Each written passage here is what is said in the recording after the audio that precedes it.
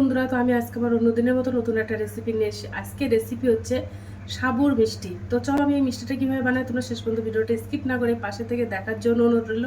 তো চলো শুরু করি। প্রথমে আমি একটা গামলা বাটি নিয়ে নেব। তো এই মিষ্টিটা বানাতে আমার সাবু লাগবে। তো আমি এই বাটির এক বাটি সাবু নিয়ে নিয়েছি, এর মধ্যে 200 গ্রাম সাবু আছে। তো সাবুটা দিয়ে দেবো। আর আমি ছোটো দানার সাবুটা নিয়ে নিয়েছি, তোমরা চাইলে মোটা দানার সাবুটাও নিতে পারো। দেখো দেখো আমি ছোট দানার সাবুটা নিয়ে নিয়েছি, তোমরা চাইলে মোটা দানার সাবুটাও নিয়ে নিতে পারো। তো এবার আমি ভালো করে পরিষ্কার করে জল দিয়ে ধুয়ে নেব।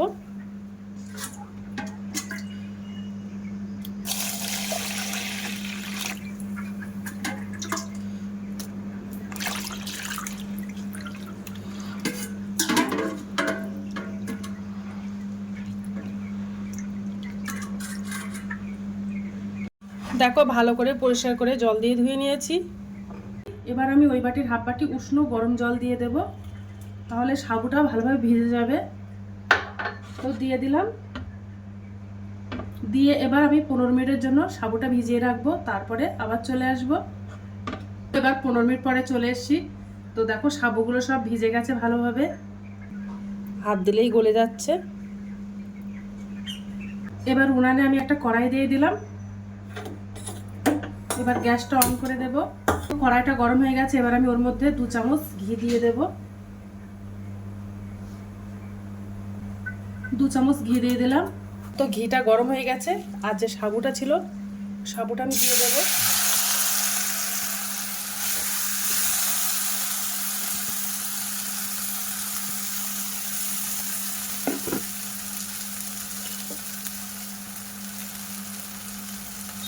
ঘির মধ্যে সাবুটা দিয়ে দিলাম, দিয়ে ভালো করে নাড়তে থাকবো।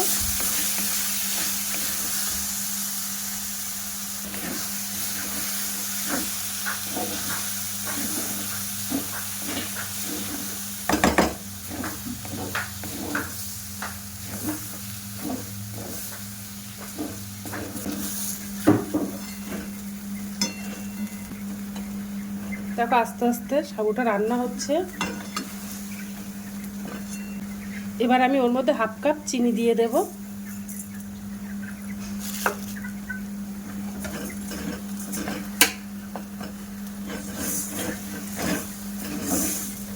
দিয়ে চিনিটা দিয়ে ভালো করে নাড়তে থাকবো।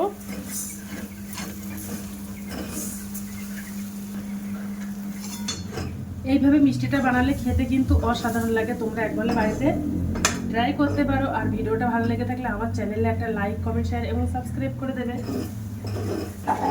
তো সাবুটা আমি ভালোভাবে এবার চিনি দিয়ে জাল দিয়ে দেব।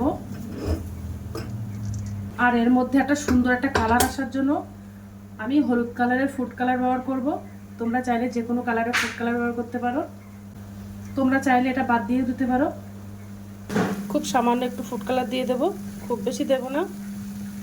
2 চিমটে মতো ফুড কালার দিয়ে দিলাম।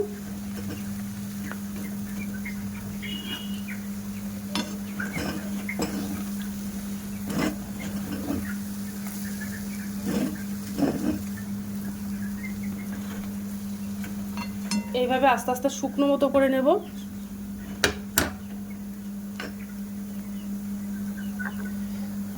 ওর মধ্যে একটু চার মগজ দিয়ে দেব।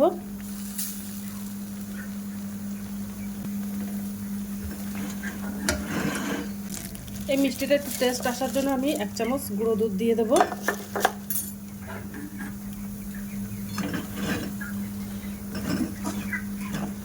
দিয়ে ভালো করে মিশিয়ে নেব।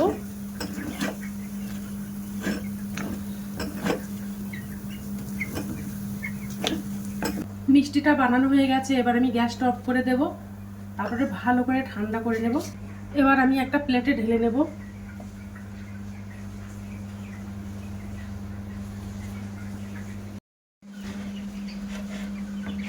তো দেখো ঠান্ডা হয়ে গেছে প্রায়। একটু ঘি মেখে নিয়েছি, তাহলে হাতে আর জড়াবে না।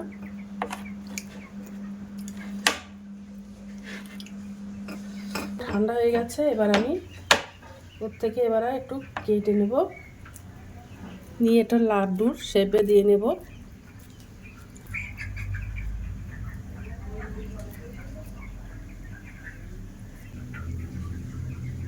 দেখো গোলাকার বানিয়ে নিয়েছি, তো আরেকটা বানিয়ে নেব, একই সাইজের বানিয়ে নেব সব। এইভাবে মিষ্টিগুলো আমি গোলাকার সব বানিয়ে নেব। উপর থেকে একটা করে চেরি ফল দিয়ে দেব, এটা দিলে দেখতে খুব সুন্দর লাগে, তার জন্য দিয়ে দিলাম।